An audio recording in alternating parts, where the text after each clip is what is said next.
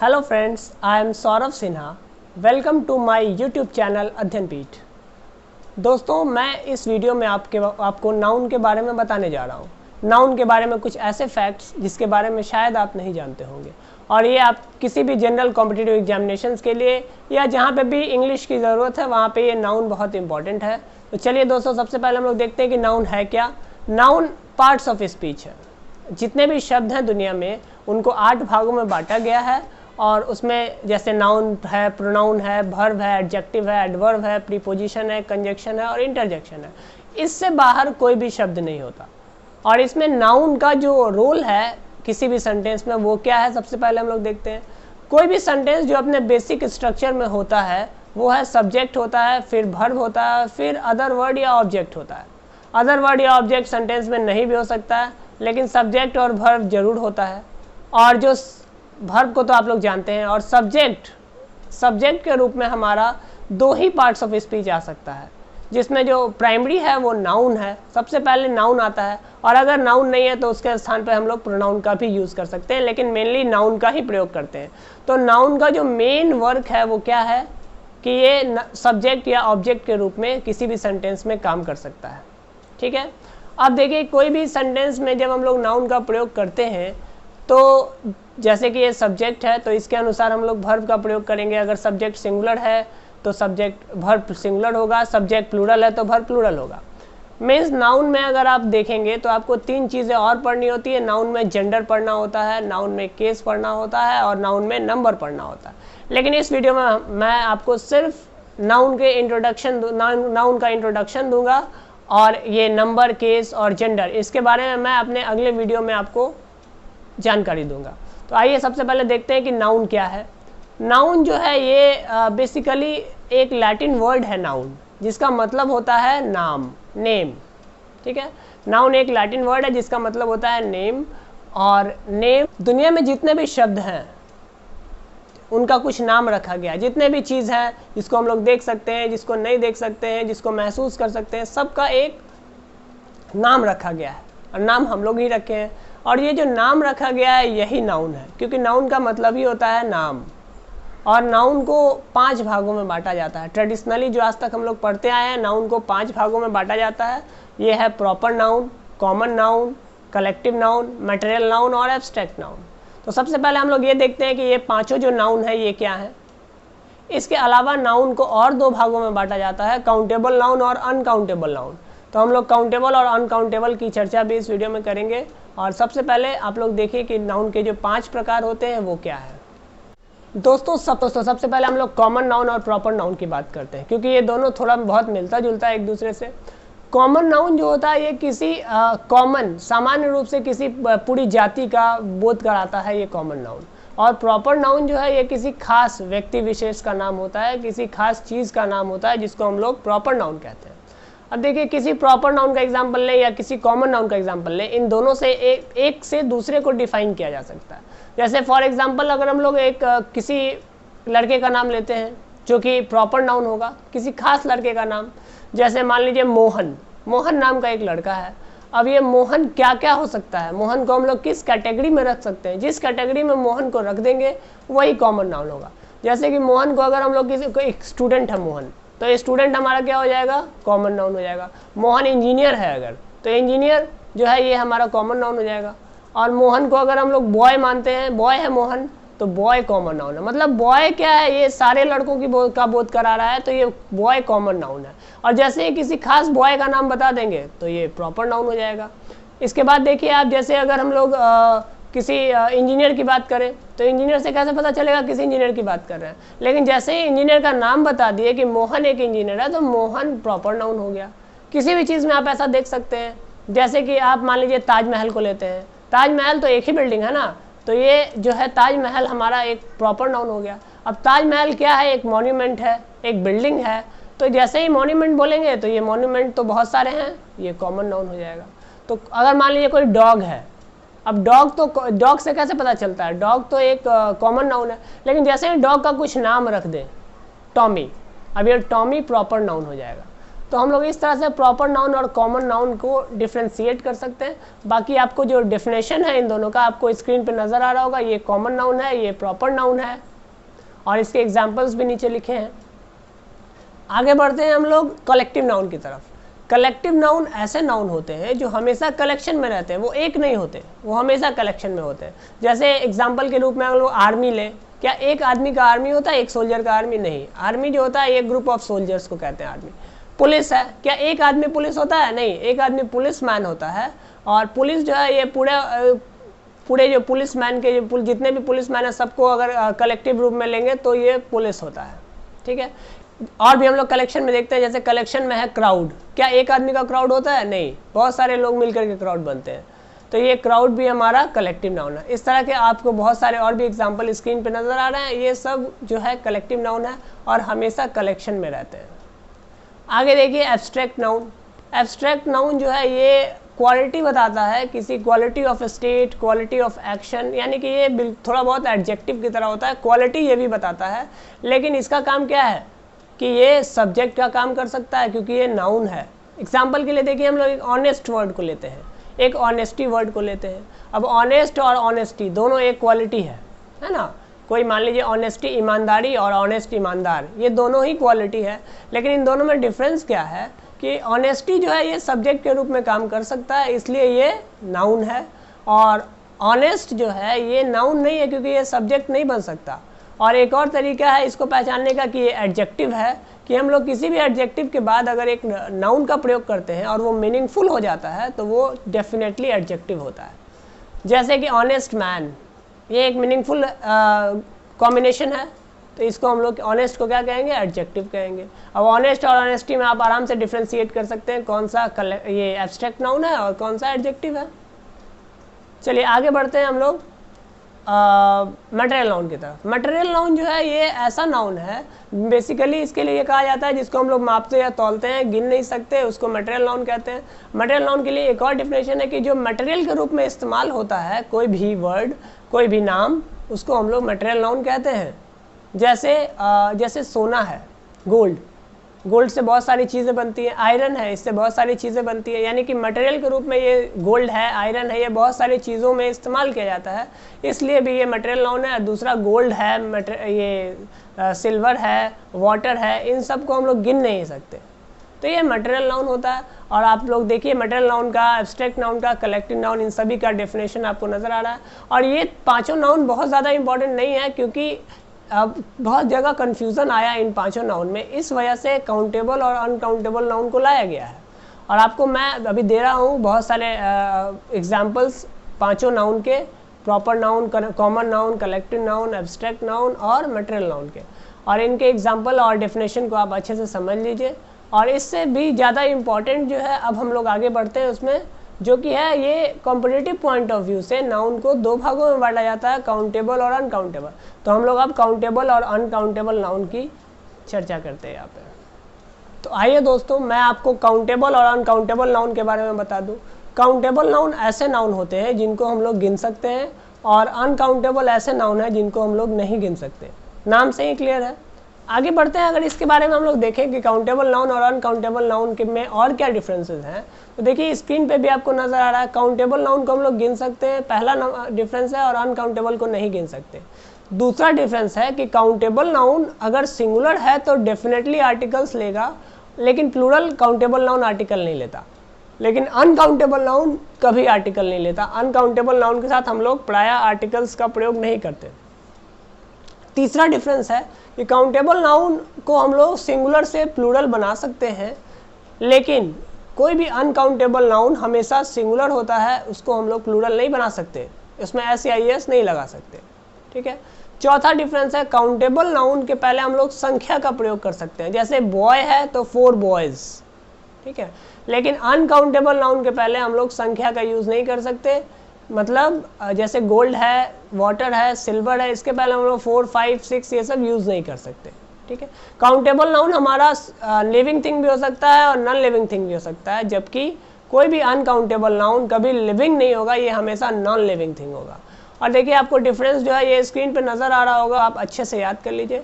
अब मैं आपको इसके बाद बताऊंगा कुछ इंपॉर्टेंट पॉइंट्स जो कॉम्पिटिटिव पॉइंट ऑफ व्यू से बहुत ही इंपॉर्टेंट है। तो दोस्तों जैसा कि मैंने अभी आपको बताया कि काउंटेबल नाउन सिंगुलर से प्लूरल बनाए जाते हैं, लेकिन अनकाउंटेबल नाउन हमेशा सिंगुलर होते हैं, इसलिए इसको हम लोग प्लूरल नहीं बनाते। लेकिन कुछ ऐसे अनकाउंटेबल नाउन है जिसमें हम लोग एस या एस लगा देते हैं, लेकिन एस या एस लगाने से वो प्लूरल नहीं बनते, वो दूसरे शब्द बन जाते हैं। तो हमारा सबसे पहला पॉइंट और इम्पॉर्टेंट पॉइंट यही है कि कुछ ऐसे शब्द होते हैं, ऐसे अनकाउंटेबल नाउन्स होते हैं जिसमें हम लोग एस या एस का प्रयोग करके उसको प्लूरल बना देते हैं। जैसे आयरन, आयरन का मतलब होता है लोहा, और जैसे ही आयरन में हम लोग एस लगा देते हैं आयरन्स, तो आयरन्स का मतलब हो जाता है जंजीर। दूसरा शब्द है वाटर, वाटर का मतलब होता है पानी, और जैसे ही हम लोग इसमें एस लगा देते हैं वाटर्स, इसका मतलब हो जाता है समुद्र। तो दोस्तों आपको इस स्क्रीन पे और भी बहुत सारे शब्द नज़र आ रहे हैं, ये शब्द बहुत ही इंपॉर्टेंट है, तो आप इन शब्दों को अच्छे से याद कर लीजिए, नोट कर लीजिए। ये जितने भी शब्द हैं, ये इसमें जब हम लोग एस या एस लगा देते हैं तो ये क्या होता है, प्लूरल, ये दूसरा शब्द बन जाता है। दोस्तों दूसरा पॉइंट है मेरा कि कुछ ऐसे शब्द होते हैं जिनका एक साथ हम लोग प्रयोग नहीं कर सकते, जैसे कज़न ब्रदर, कज़न सिस्टर, ये प्रयोग गलत माना जाता है। आप या सिर्फ कज़न यूज़ करेंगे, जैसे he is my cousin, she is my cousin, cousin का मतलब भाई और बहन दोनों होता है, इसलिए ब्रदर और सिस्टर का प्रयोग इसमें हम लोग नहीं कर सकते। तीसरा है फैमिली मेम्बर, फैमिली मेम्बर का उपयोग भी गलत है, क्योंकि आप इसमें मेंबर्स ऑफ फैमिली सही माना जाता है, फैमिली मेम्बर गलत शब्द है। चौथा है दोस्तों इंग्लिश टीचर, इंग्लिश टीचर का प्रयोग भी गलत माना जाता है, इसके लिए हम लोग टीचर ऑफ इंग्लिश यूज़ करते हैं, क्योंकि इंग्लिश टीचर जो का मतलब होता है अंग्रेज शिक्षक, और हम लोग कहना चाहते हैं अंग्रेजी का शिक्षक, इसलिए टीचर ऑफ इंग्लिश कहना सही होता है। पांचवा रूल है दोस्तों कि खाली स्थान, खाली स्थान जैसे कि अनऑक्युपाइड स्पेस, ये यूज़ करने के लिए हम लोग नो रूम का प्रयोग करते हैं, जैसे no seat, no space, no place, ये सब गलत माना जाता है। अगर आप कहना चाहते हैं कि बैठने के लिए या अनऑक्युपाइड स्पेस नहीं है, अगर आप इस बात को डिनोट करना चाहते हैं तो इसके लिए सिर्फ नो रूम का यूज़ करेंगे, जैसे there is no room in the room, there is no room in the compartment, यानी कि नो रूम का प्रयोग करेंगे मीन्स अनऑक्युपाइड स्पेस के लिए। छठा रूल है दोस्तों कॉस्ट और प्राइस, ये डिफरेंट वर्ड है, जैसा कि मैथ्स में हम लोग बनाते हैं सीपी, कॉस्ट, प्राइस। कॉस्ट और प्राइस जो है ये ऐसे शब्द हैं, they should not be use together in a sentence, because cost means जो है amount for purchase and price means amount for sale, means cost का मतलब होता है क्रय मूल्य और परचेज का, प्राइस का मतलब होता है विक्रय मूल्य। तो ये दोनों एक साथ इस्तेमाल नहीं किया जाना चाहिए, क्योंकि हम लोग कॉस्ट ऑफ आर्टिकल बोलेंगे या प्राइस ऑफ आर्टिकल बोलेंगे, कॉस्ट प्राइस ऑफ आर्टिकल नहीं बोलेंगे। नेक्स्ट है दोस्तों वर्क, वर्क जो है ये ऐसा नाउन है, ऐसे तो वर्क वर्ब भी होता है, लेकिन वर्क ऐसा नाउन है जो काउंटेबल भी होता है और अनकाउंटेबल भी होता है। जब वर्क एक अनकाउंटेबल होगा इसका मतलब होगा कार्य, काम, और जब ये काउंटेबल नाउन के रूप में काम करेगा तो इसका मतलब होगा रचना। ठीक है, एग्जाम्पल आपको स्क्रीन पर नजर आ रहा होगा, जैसे अगर हम कहते हैं कि वर्क का मतलब जब कार्य होगा तो मुझे तुम्हारा कार्य पसंद है, आई लाइक योर वर्क, और जब वर्क का मतलब रचना होगा तो हम लोग कह सकते हैं Hamlet is the work of Shakespeare, या अगर दो नाम दे देंगे तो Hamlet and Julius Caesar are the works of Shakespeare, means जैसे ही दो नाम आ गया तो वर्क का वर्क्स हो जाएगा, क्योंकि एक जैसे ही काउंटेबल नाउन के फॉर्म में यूज होता है वर्क तो इसका प्लूरल बनाया जा सकता है, ये सिंगुलर होगा। लेकिन जैसे ही वर्क का मतलब को हम लोग अनकाउंटेबल यानी कि कार्य के रूप में यूज करेंगे तो ये हमेशा सिंगुलर रहेगा, प्लूरल नहीं बनाया जा सकता। नेक्स्ट वर्ड है वेजेस, वेजेस जो है ये ऐसा शब्द है जो सिंगुलर भी होता है और प्लूरल भी होता है। वेजेस, इसमें से एस नहीं हटाना है, वेजेस जो है ये सिंगुलर भी है और प्लूरल भी है। जब ये प्लूरल होगा तो इसका मीन्स होगा चार्जेस फॉर लेबर, और जब ये सिंगुलर फॉर्म में काम करेगा तो इसका मतलब होगा पनिशमेंट। फॉर एग्जाम्पल देखिए, जो आपको स्क्रीन पर नज़र आ रहा होगा एग्जाम्पल है इसके लिए, कि जब हम लोग चार्जेस फॉर लेबर की बात करेंगे तो the wages of auto rickshaw in Patna are very high, R का प्रयोग करेंगे क्योंकि ये प्लूरल है, और जैसे ही इसको सिंगुलर फॉर्म में यूज़ करेंगे the wages of sin is death, ये बहुत ही पॉपुलर सेंटेंस है। यहाँ पे देखिए sin, the wages of sin is death, अब यहाँ पे तो चार्जेस फॉर लेबर नहीं आ रहा ना, ये पनिशमेंट की बात कर रहे हैं, तो यहाँ पे ये सिंगुलर हो जा रहा है, इज लगा रहे हैं, और ऊपर वाले पहले वाले सेंटेंस में हम लोग क्या कर रहे थे, आर लगा रहे थे। दोस्तों ये जो नाउन है ये वर्ड्स, इसमें आपको वर्ड्स ही पढ़ना है, ये एक शब्द है नाउन, इसमें जितना भी आपको रूल्स है ये शब्दों से जुड़ा है।